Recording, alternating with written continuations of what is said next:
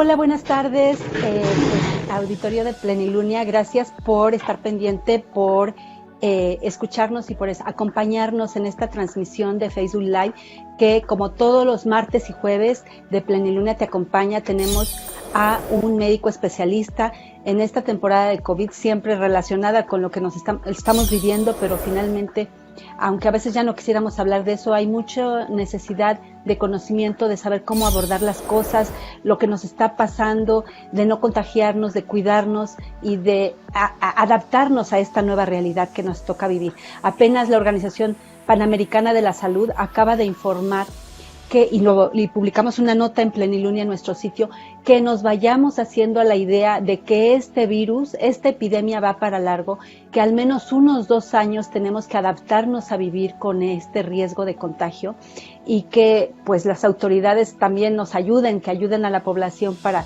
dirigirnos y para darnos guías de cómo seguirnos cuidando. Ya conocemos todas las medidas, pero en esta ocasión traemos a un especialista que nos va a dar un enfoque bastante interesante de la medicina, en este caso de la medicina homeopática. Les voy a decir quién es él, pero aparte con un enfoque de medicina de la complejidad, de ciencias de la complejidad. Qué interesante, ¿verdad? Estamos con el doctor Jaime Andrade Montaño. Buenas tardes, doctor, gracias por acompañarnos. Le voy a decir quién es. Él es médico homeópata, cirujano y partero, egresado de la Escuela Libre de Homeopatía de México, con especialidad y maestría por la Escuela de Posgrado de Homeopatía de México. Es académico en esta misma institución, lleva 36 años de práctica médica ejerciendo la medicina a nivel privado. Tiene un diplomado en Medicina y Ciencias de la Complejidad por la División de Estudios Superiores de la Facultad de Medicina y el Centro de Ciencias de la Complejidad de la UNAM. Es un placer charlar con usted. Gracias, doctor, por acompañarnos. Es un gusto. Y compártanos, porque el enfoque que ustedes como homeópatas tienen es diferente. A veces generan incluso polémica entre la medicina más común, más convencional, que está más arraigada de este lado occidental. Pero finalmente, el otro día platicando con usted, por eso yo le planteaba esta propuesta de entrevista, usted me hablaba de que en esta etapa de pandemia se está viendo, y la medicina tendría, o en general los médicos y los que están cuidando y atendiendo a los enfermos, tendrían que ver que el virus es importante, pero lo es más el terreno donde se asienta, que en este caso es el organismo. Eso habla de un esquema distinto y de un cambio de paradigma. Cuéntenos en ese caso usted qué paradigma o qué enfoque está viendo desde este punto de vista. Bien, desde luego que es un enfoque estrictamente médico, pero con una visión un poco distinta. Voy a hacer un poco de historia, si le parece. Claro. A la medicina la podemos dividir en 2 partes según la óptica que tenga.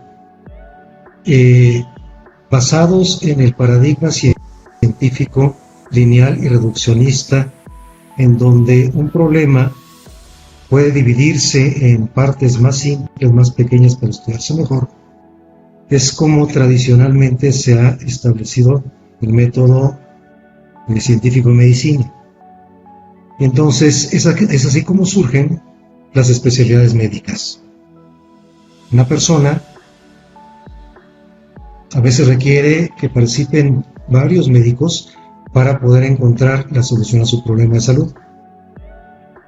La visión de la medicina homeopática es una visión sintética, en el sentido de que está convencida de que no existe enfermedad sin enfermo,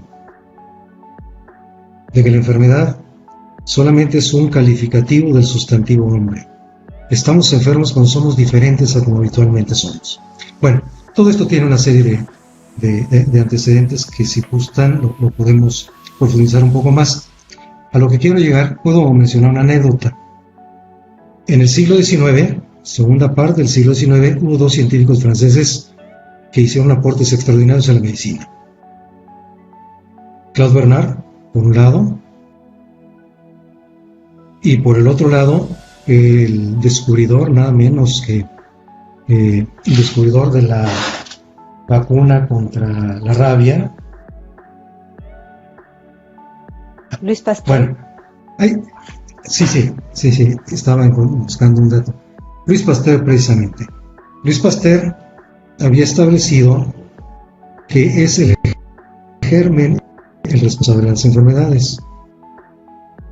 Hay un libro que se llama Patología Externa, en el segundo tomo, en donde se habla del proceso infeccioso, en donde se narra la anécdota en donde Luis Pasteur, estando en su lecho de muerte, repetía incesantemente algo que muy frecuentemente Claude Bernard le rebatía. Luis Pasteur decía: Claude Bernard tenía razón, me equivoqué, el germen no es nada, el terreno lo es todo. Luis Pasteur consideraba que las infecciones empezaban en la presencia de un germen patógeno. Actualmente se le considera como un vector, y el germen puede ser una bacteria, un virus o un hongo. Sin embargo, nos hemos visto y la experiencia demuestra que no necesariamente todas las personas que tienen contacto con alguno de estos vectores forzosamente se van a enfermar. Los médicos tenemos la posibilidad de ver directamente, por ejemplo, cuando una familia trae a la consulta a un niño ardiendo en fiebre porque tiene una infección bacteriana en la garganta, el niño está en brazos de la madre, le tose, le estornuda en la cara y la mamá no se enferma. Y a veces, para establecer un diagnóstico más preciso, les mandamos a hacer un exudado faríngeo por el padecimiento que tiene el niño, y resulta que el niño tiene un estreptococo betamolítico, por ejemplo. Pero si se amplía el estudio a la familia, toda la familia lo va a tener, pero no toda la familia está enferma. Entonces, es evidente que por sí solo el vector no constituye la causa eficiente de la enfermedad. La medicina actual lo enseñan también, pero a veces como que se pasa de alto esto.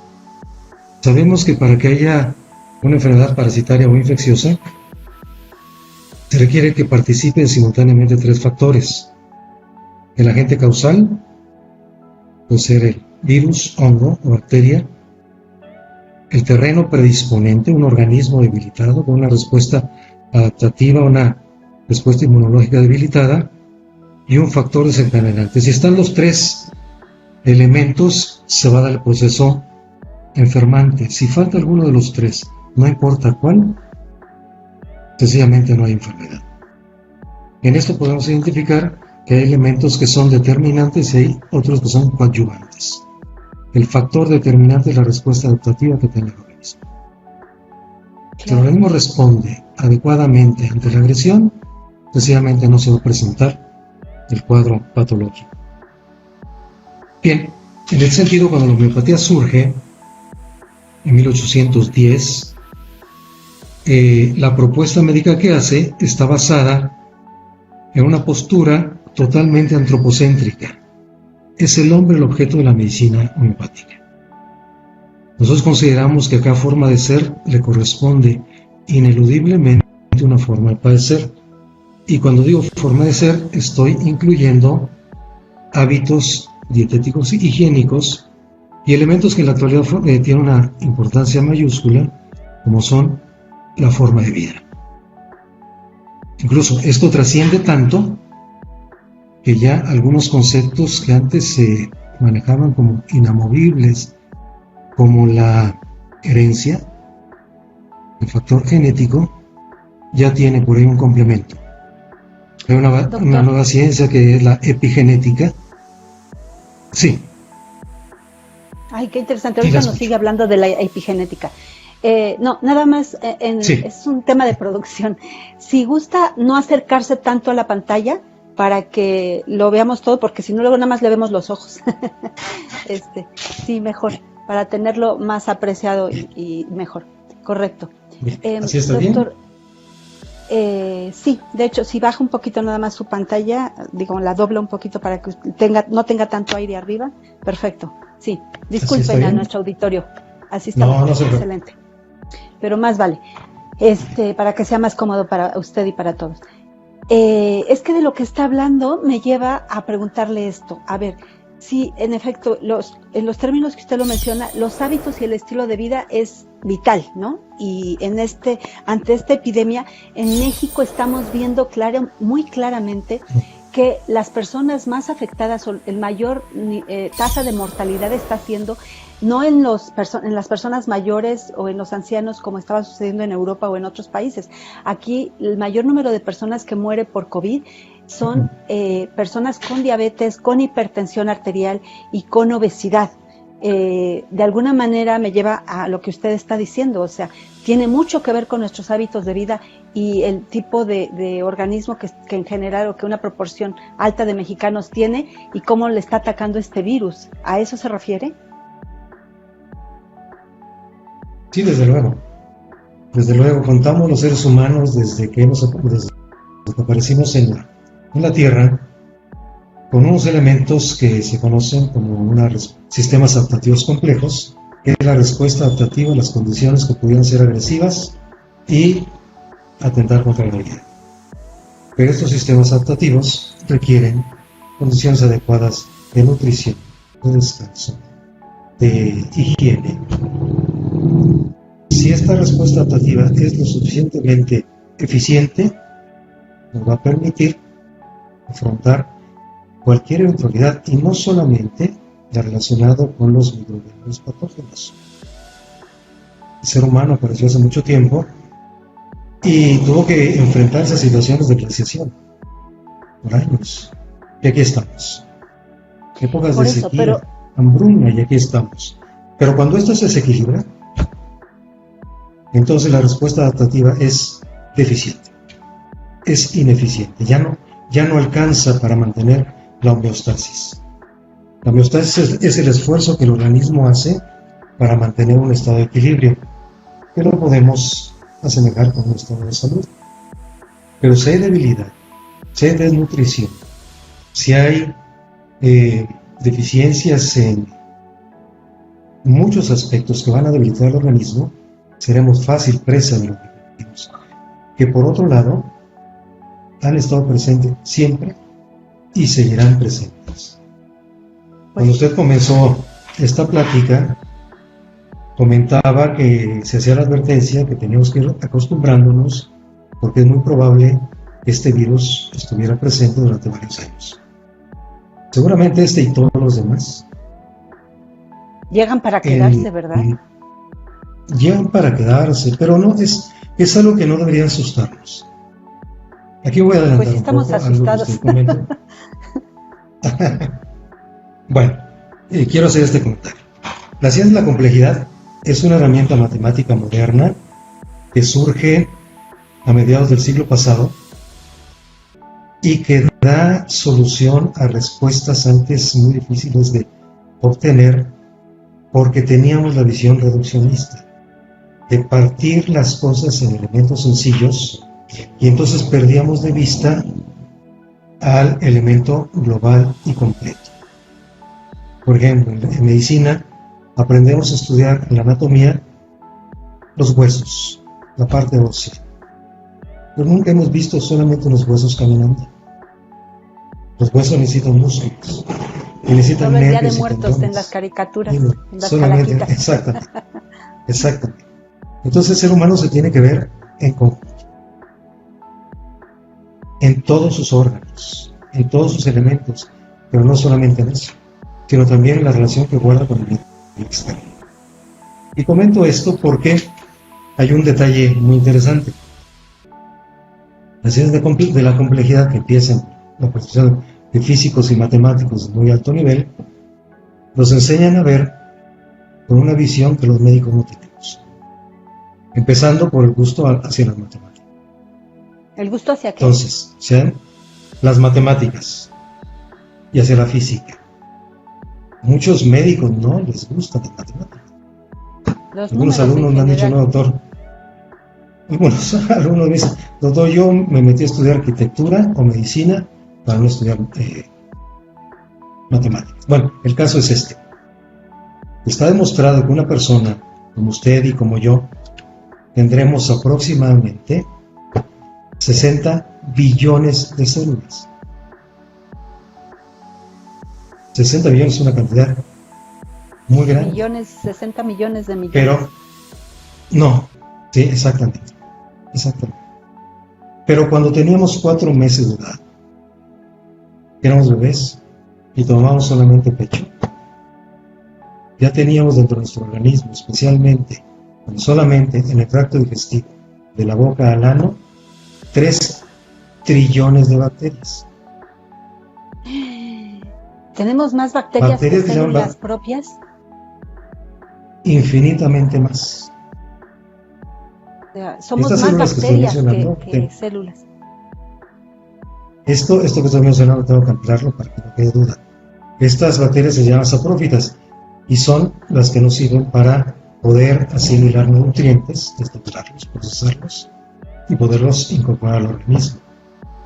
Y por supuesto que no nos causan ningún daño en el tracto digestivo. Pues hay una perforación intestinal y estas bacterias tienen contacto con la cavidad peritoneal, produce una peritonitis terrible. Si esas bacterias por alguna razón las ponemos en las meninges, producirán una meningitis terrible. En el tracto digestivo no nos hacen absolutamente nada. Y estoy hablando solamente de bacterias, porque faltan los hongos y faltan los virus que también tenemos en cantidades inmensas.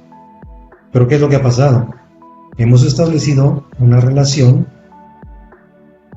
podemos decir, ecológica con el medio.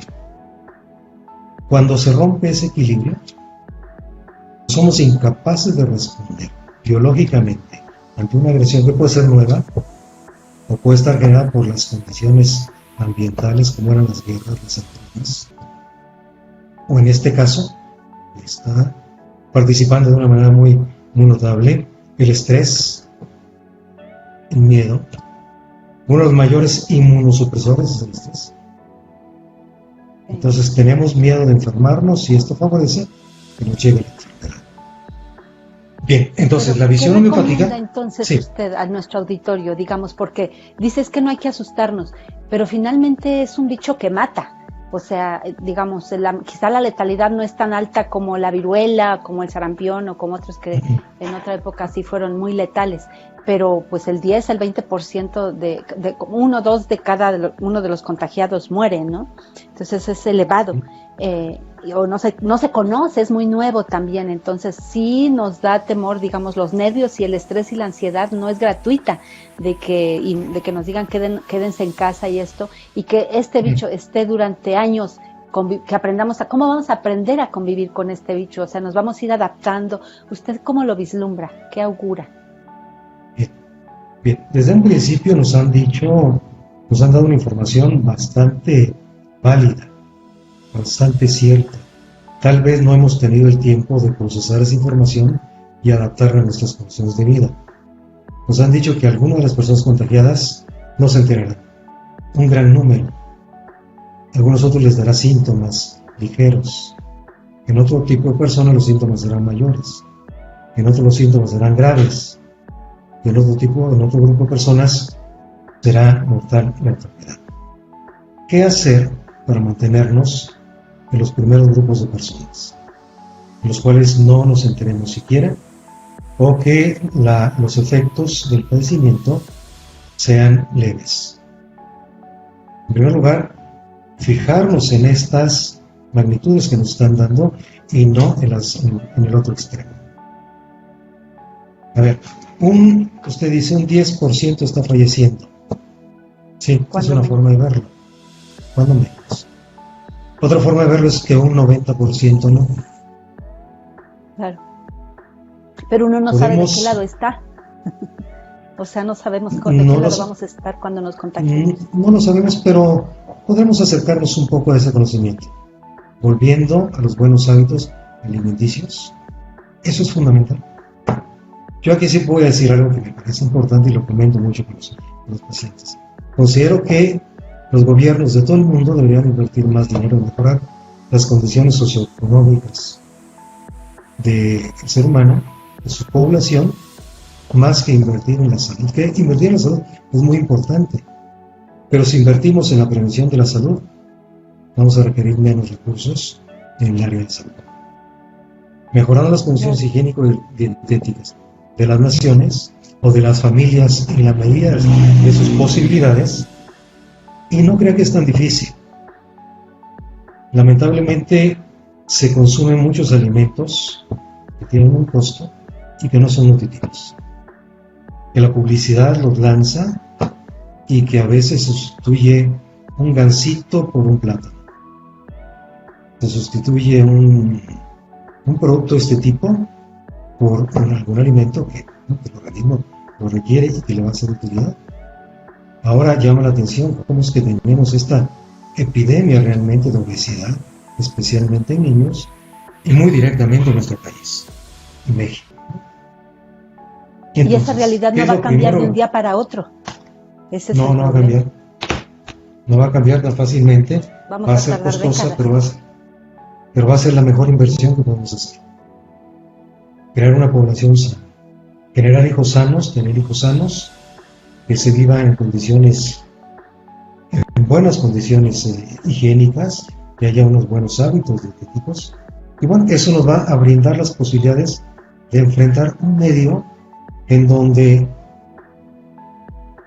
el área estéril muchas veces es casi imposible, porque además hay un factor que es muy importante, que también debemos de tomar en consideración. En la actualidad hablamos mucho del sistema inmunológico, porque tiene su importancia, pero el sistema inmunológico funciona, voy a hablar de manera muy sencilla, porque supongo que el auditorio es heterogéneo. Sí. El sistema inmunológico trabaja a través de un principio que se llama antígeno-anticuerpo. O sea, requiere el antígeno, requiere la agresión para responder con un anticuerpo. Y esto lo estamos haciendo desde el primer instante de vida. Curiosamente, cuando nace un bebé, su desarrollo en general está muy por debajo del 100% de completarse. Casi todos los aparatos existen. Es muy vulnerable. Un niño de una semana nacido no se sostiene, no camina, no habla. No le podemos dar comida que habitualmente se come. Tiene que pasar un tiempo para madurar. Pero hay una excepción, y la excepción es el sistema inmunológico. El recién nacido nace con un 160% de desarrollo en su sistema inmunológico, a diferencia de los otros aparatos y sistemas que están muy por debajo. Y son durante los 4 o 6 primeros años de vida en donde se da esta reacción de antígeno-anticuerpo y donde el organismo va desarrollando su capacidad para producir todos aquellos elementos que van a fortalecer y a favorecer los procesos vitales. Entonces, doctor, tenemos las herramientas. Sí. Perdón, que le interrumpa. Sí. Ahorita que menciona lo del sistema inmunológico, aprovecho para transmitir una pregunta que le están haciendo. Bueno, primero un comentario de Natalia Andrade Carballo. Gracias por invitar especialistas que aporten un punto de vista más amplio e integrativo. Gracias, Natalia, por tu comentario. Y luego Penélope Julia pregunta, doctor, ¿cómo nos puede ayudar la homeopatía en la vida diaria para enfrentar la epidemia? Supongo que tiene que ver con lo del sistema inmunológico, doctor. Indudablemente porque la medicina homeopática y muy directamente el medicamento homeopático es un medicamento que se administra a la persona, no se administra para una enfermedad. Por lo que es muy curioso es que una misma enfermedad puede tener diversas manifestaciones y esto va a depender de la individualidad de cada persona.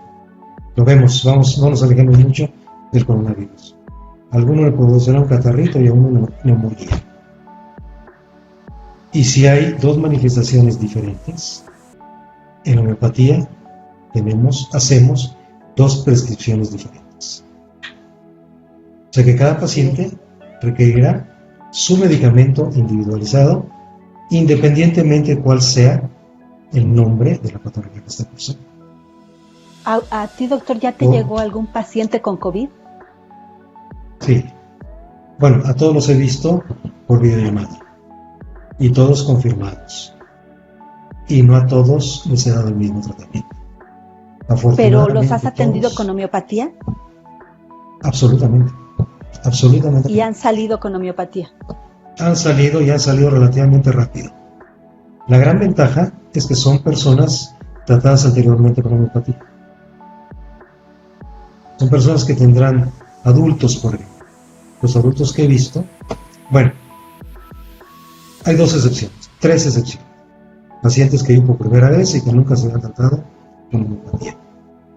Ellos tardaron más tiempo en salir ya de un cuadro que empezaban las complicaciones. Pero, es decir, paciente, sí.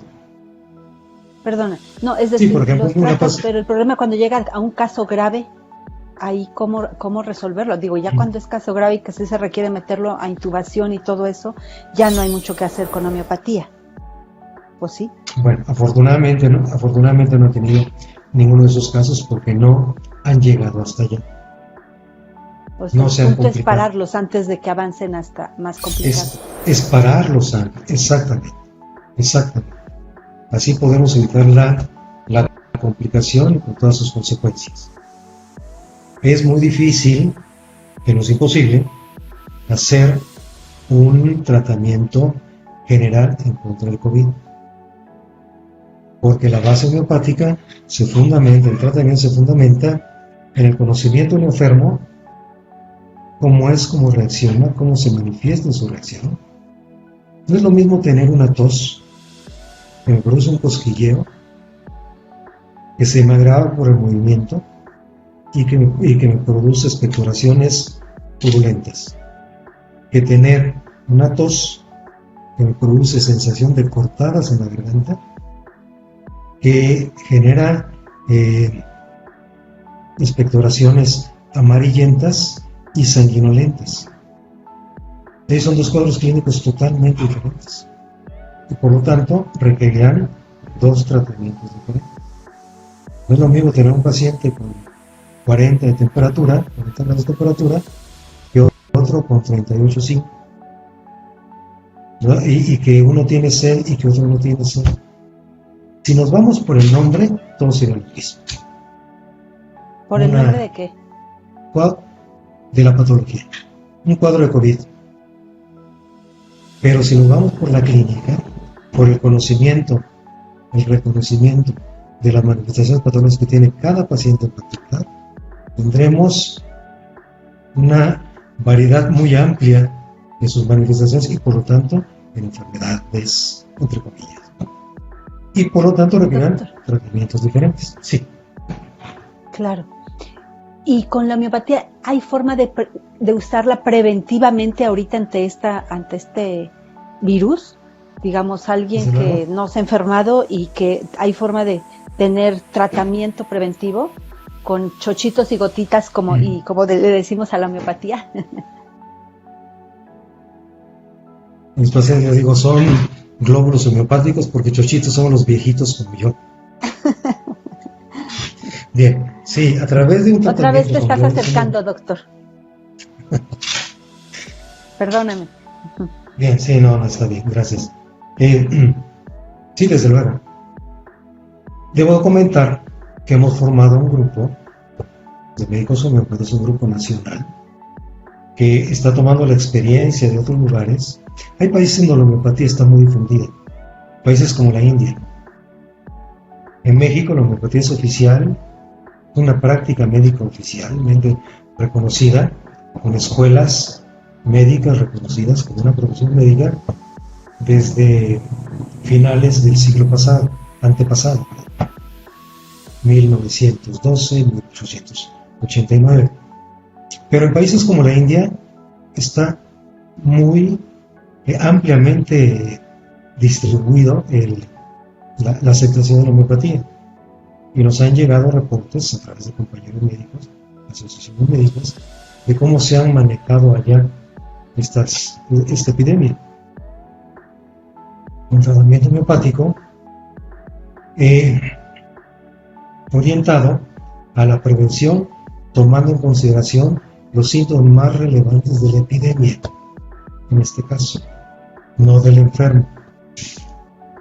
Entonces, con un tratamiento de este tipo, se produce en el organismo una reacción que va a generar una memoria en la respuesta inmunológica del organismo, para que cuando llegue un elemento que genera algo parecido, ya reacciona directamente respondiendo de una forma en que va a neutralizar la acción de ese agente causante. Y bueno, hasta el momento, de los médicos homeópatas que yo conozco, de los alumnos homeópatas, no he sabido de alguno con tratamiento homeopático de años que se haya enfermado de gravedad. ¿Enfermado de qué? De gravedad en esta pandemia. Y que a los pacientes que les hemos dado un tratamiento preventivo han tenido, por ejemplo, en la familia a un miembro enfermo, pero los demás no se contagian. Enfermo confirmado. A ver, lo que usted está diciendo es que las personas que recurren a la homeopatía desde antes, desde hace tiempo, ahorita no son o no tienen una proporción, no son una proporción alta de los que están siendo infectados o contagiados, o por lo menos que están convirtiéndose en pacientes graves por COVID. ¿A eso a qué se debería? Los pacientes que son tratados, que tienen tiempo tratándose con homeopatía, algunos no se contagian, como el caso de la familia, en donde el esposo está contagiado, está confirmado, cursa con su enfermedad levemente, pero la esposa y los 3 hijos no se enferman. Otra pareja, viven solamente ellos 2, él se enferma, se hace la prueba, resulta positivo, en 3 días los síntomas fueron muy leves. A la semana la señora dice: doctor, ahora sí ya me enfermé yo, tuve que esperarme para poder atender a mi esposo, ya él salió, ahora me toca a mí. Hacen la prueba y también resulta positiva. Ella tardó un poquito más, 4 días, con síntomas muy leves. Cuando mi experiencia personal de los pacientes que yo he visto hasta ahora, afortunadamente ninguno se ha complicado. Ninguno ha tenido una complicación con diagnóstico. Eso sería en parte porque la homeopatía ayuda a fortalecer el sistema inmunológico.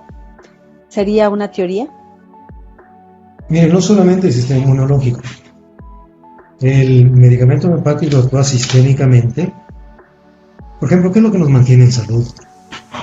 Nos dicen que nos lavemos las manos porque en las manos se acumulan los virus.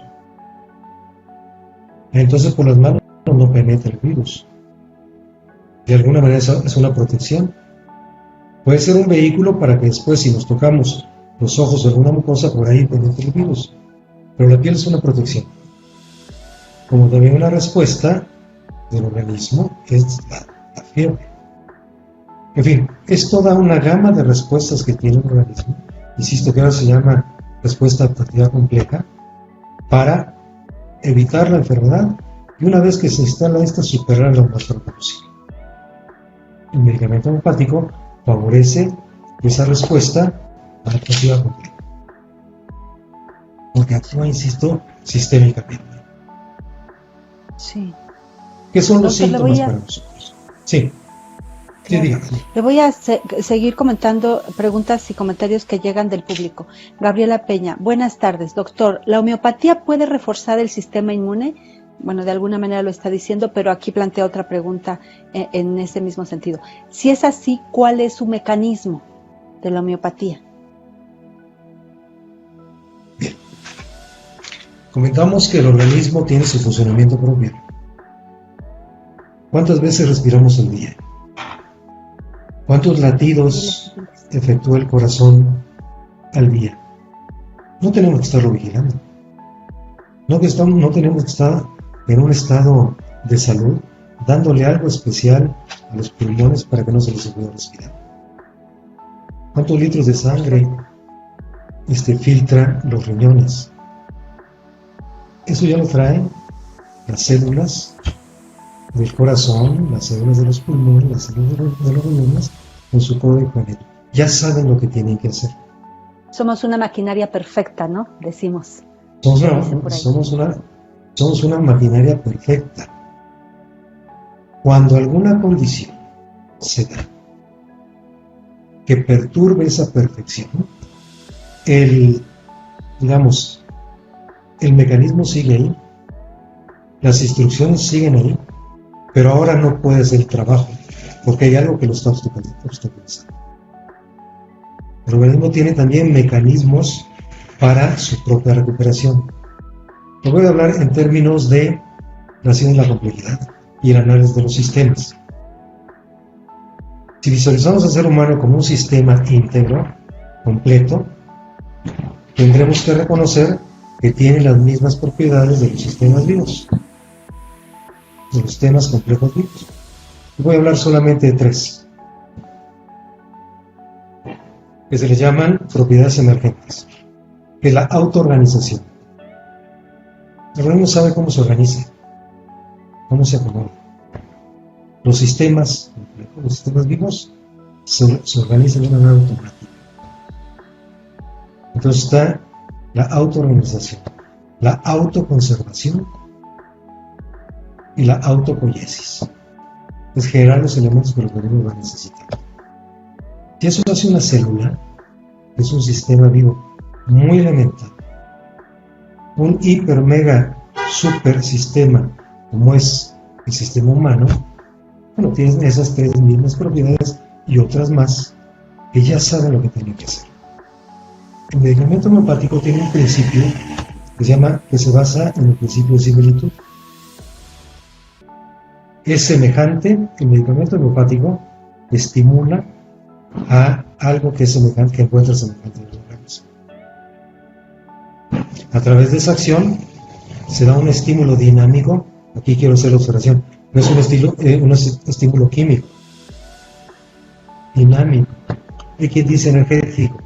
No voy más por lo dinámico, que podría ser lo mismo, pero lo dinámico va más allá solamente del concepto comúnmente conocido como energía. Entonces, este estímulo dinámico lo que hace es desbloquear lo que está bloqueado. ¿Cómo podemos entender que de pronto una célula, su código de vida es de realizar determinada función y por alguna circunstancia de cabeza? Esa célula está mal, pero no tiene mecanismos para detectar eso. Va y sustituye esa célula. Si no es que antes la célula se suicida, porque tiene esos mecanismos también de autoconservación. Hay en ciencias, incluso dentro de las mismas ciencias biológicas, intentos bastante importantes y significativos para llegar a conocer la esencia de esos mecanismos, de esas respuestas emergentes, de esas propiedades emergentes. Lamentablemente, aún ante la física más avanzada, no podemos dar siquiera una respuesta al concepto tan que es la vida. Esta es una pregunta. Y si pudiéramos responder qué es la vida, podríamos reconocer los procesos vitales. Pero lamentablemente, yo estaba leyendo hace poco a un amigo, un doctor en física, que tiene un artículo sobre homeopatía, y que lamentablemente se queda ahí atorado en, bueno, ¿cuál es cómo puedo yo explicar desde la física ese dinamismo en el cual actúa el medicamento homeopático?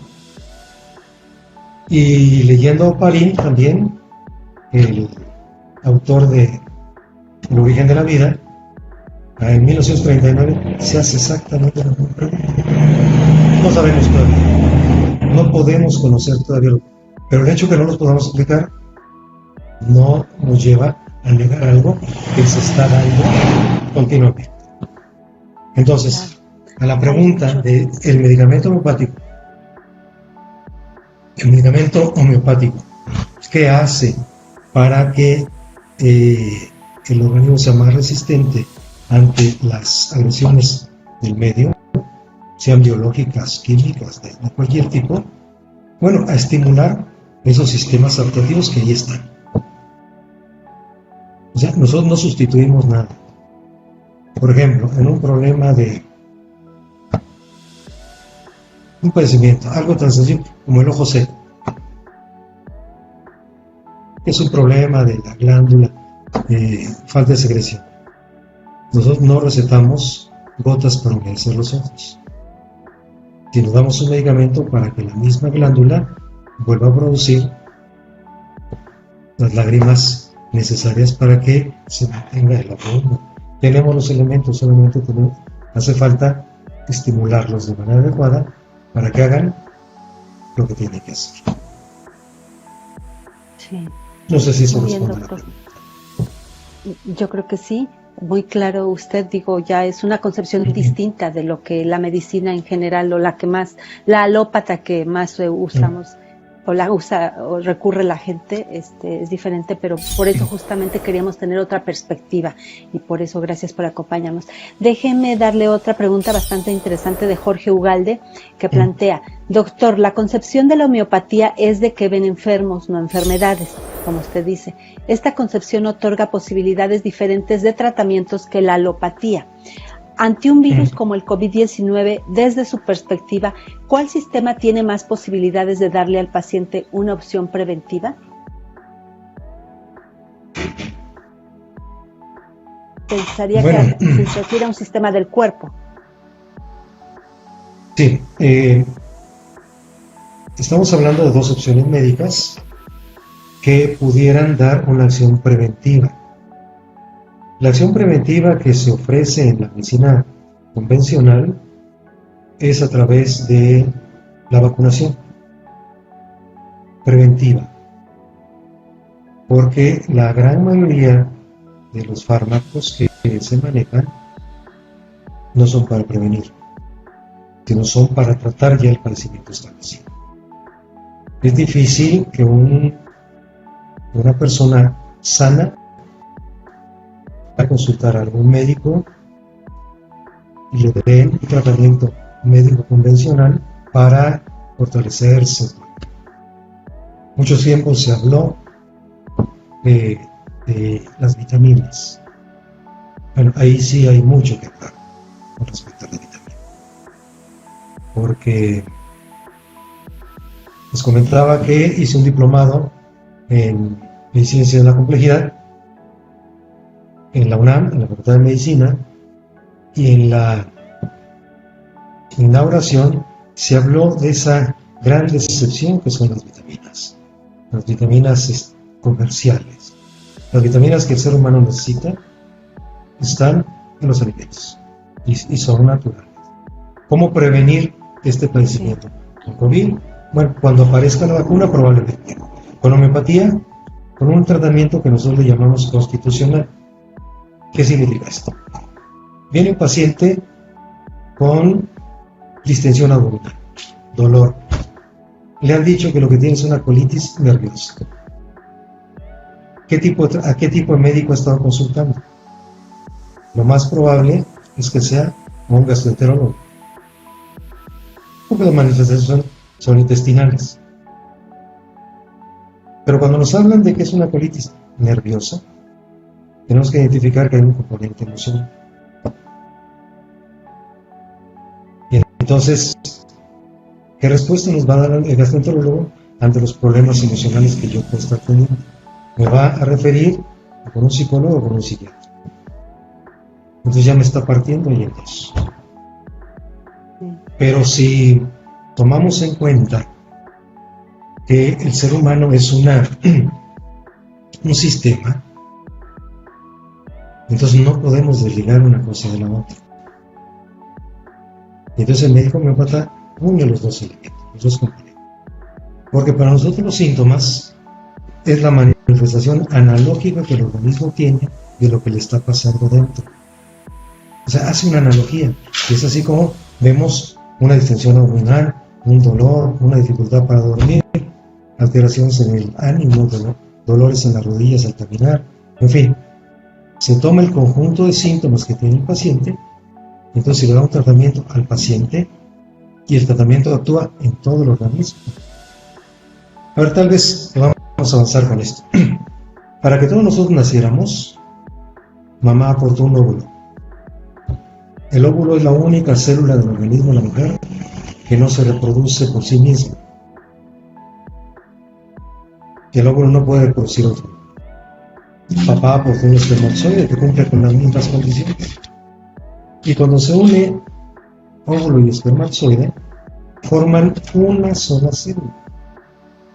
Solo una, inicialmente. O sea, en un tiempo muy breve, solamente hay una célula. Y si lo extrapolamos, entonces llegaremos a la conclusión de que de esta célula, de una sola célula, se formaron los dientes, se formaron los huesos, se formó la sangre, se formaron los pulmones, se formaron los riñones, se formó el cerebro, se formaron los meninges, se formaron todos los 60 billones de células. Es el milagro y aunque de la son vida. muy diferentes. Increíble. Sí, pero entonces, imaginemos que es una familia de donde de una pareja hay 60 billones de hijos. Todos están así. No así. Entonces, la visión que necesariamente tenemos que hacer es una visión integral. Y lo que le pasa a una célula, lo que le pasa a la un glóbulo rojo no va a estar impedido a llegar a cualquier parte del organismo. No hay barreras dentro del organismo que le digan, aquí ya se termina es el intestino y sigue otro elemento, aquí ya no puedes pasar. Qué interesante. Todo el organismo es un barrera. Es otra visión verdaderamente interesante. De verdad, muchas gracias. Aquí nos quedaríamos horas platicando todo, que nos compartiera toda esa visión, pero el tiempo es limitado. Nada más por último, permítame preguntarle antes de despedirnos. En la parte de la vacuna, la homeopatía sí está de acuerdo con las vacunas, digamos. La homeopatía no manda medicamentos alopáticos, pero sí está de acuerdo con las vacunas, digamos, porque todos estamos esperando la vacuna. Yo he escuchado que la homeopatía funciona como pequeñas vacunitas, ¿no? Que las gotitas o las sustancias que ustedes mandan funcionan, o como el mecanismo un poquito de lo que explico, pudieran ser como vacunas. En este caso, la vacuna que estamos esperando para COVID-19, ¿ustedes como homeópatas también la estarían esperando? No de esa manera. No es así. Tomamos en cuenta que cada organismo va a reaccionar de manera diferente a cualquier tipo de estímulo. Así como si llega un estímulo, el coronavirus llega a tu organismo y lo lleva a la tumba. Y el mismo coronavirus llega a este organismo y no le produce la siguiente catarrita. No es el coronavirus, es el organismo. Es el cuerpo. Nosotros no esperamos vacuna, es de cada quien. Porque también puede llegar la vacuna a este organismo y producir alguna reacción. Además de la de inmunidad que se espera, y puede llegar a este otro organismo y no producir otra cosa más que la inmunidad que se espera. Yo considero que la vacuna sigue siendo en el mismo sentido de lo que hablábamos al principio.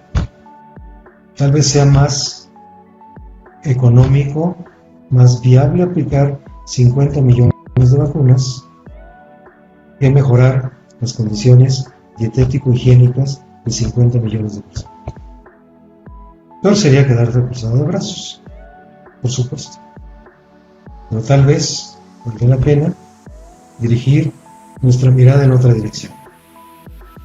Hay una expresión de Marcel Proust, que a mí me complace mucho. Dice, el verdadero viaje de descubrimiento no consiste en encontrar nuevas tierras, sino aprender a ver con nuevos ojos. Lo mismo, pero de una manera distinta. Y tendremos respuestas distintas. Pues qué interesante. Muchas gracias por compartirnos esa visión, doctor. Jaime Andrade Montaño, gracias por estar con nosotros en esta ocasión, y ojalá en otra ocasión tengamos la oportunidad de nuevo con algún otro enfoque de la homeopatía, que es bastante pues novedoso para muchos que no la conocen o que no tienen idea. Muchas gracias, de verdad. ¿Algo que para concluir y ya para despedirnos? Sí, desde luego, pongan atención a su ser, a su esencia. Disfruten la vida, pero para disfrutarla se necesita hacer. Conserven hasta el alcance de su mano. Y todos nacemos, la gran mayoría, nacemos saludables y con los recursos suficientes para vivir. Muchas gracias, doctor Jaime Andrade. Y gracias a nuestro auditorio por estar en esta ocasión acompañándonos. Nos esperamos el siguiente martes a las 5 de la tarde, si es Facebook Live. Esté pendiente, ya les estaremos avisando en nuestro siguiente tema. Y el miércoles, como todos los miércoles, sobre cannabis medicinal y lo que hay con todo lo que viene y todas las perspectivas y enfoques sobre cannabis medicinal. Muchas gracias y nos vemos en la siguiente. Gracias, doctor. Thank you.